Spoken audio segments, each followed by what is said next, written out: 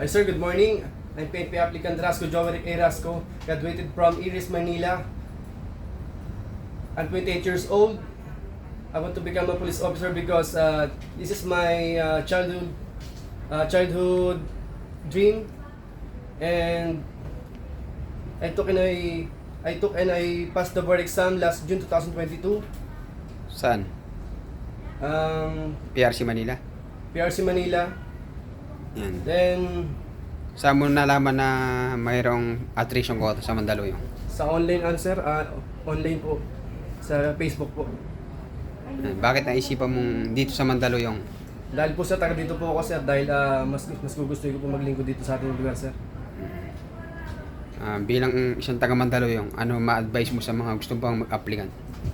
Para po sa akin, sa mga nag-nais din po na mga aspiring police applicant, ipagpatuloy nyo lang po at darating din po yung panahon na bibigay din po sa atin ng Panginoon natin mga pangarap.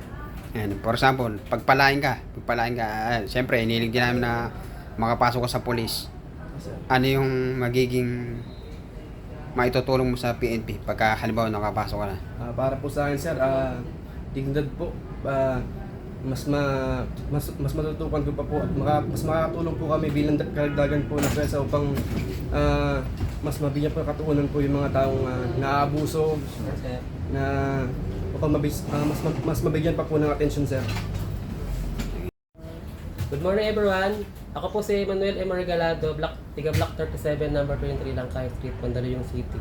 I'm 29 years old and nakagraduate po ako sa Iris, Manila and nakapasa po ako ng board exam. Kaya po ako magpo-police dito sa Mandaluyong. Ito po talaga ang aking gusto at makatulong sa ating mamamayang Pilipino, sir. Wala ba sa'yo nag-udyok na mag-apply sa Mandaluyong? Sir, bali po sir, ano po, ang mother ko po rin is ano po, RTC po nag-work at dito po, gusto niya rin dito rin po ako mag-destino sir.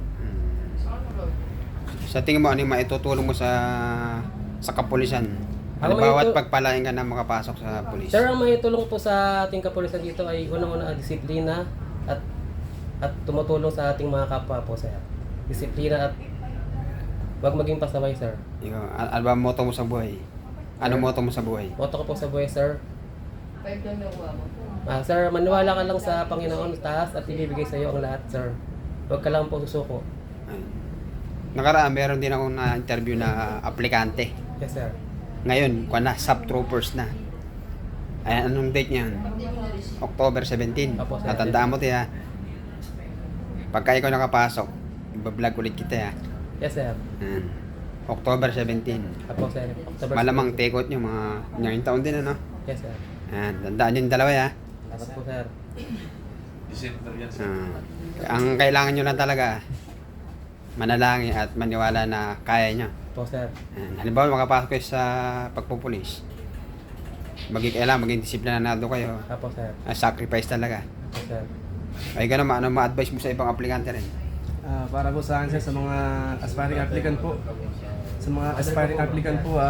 Saan regalado po? tiis-tiis lang po, tsaga-tsaga, dating din po yung panahon para sa atin. Sa itinographer po yan. Sa susunod, ikaw na ang kukuha ng aming badge. First, Yeah. sa Salamat po nandiyan sir. national po sir.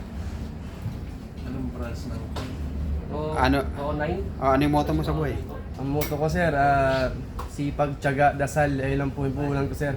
At sa buhay ko, para mapagtagumpayan po yung mga bagay-bagay sa buhay natin. Shoutout mo yung mga taga-Iris. Shoutout po sa mga sa mga bata na yamang, mabuhay kayong lahat, lalo sa mga nakapasok na. Ikaw, anong badge dun? matangkat? Shoutout sa batch 2021 po. Mga bata na yamang, mabuhay kayo. Sige. Sino ba din ang criminology ngayon? Po? Din ang criminology sa Sa ano po? Iris? Si Ma'am ano po? Ma'am Del Mundo po. Shoutout mo yung mga taga-Iris. Shoutout mga tiga Iris. Magpalakas kayo at laging maraming babasahin at makapasok ng board exam. Ayun, thank you.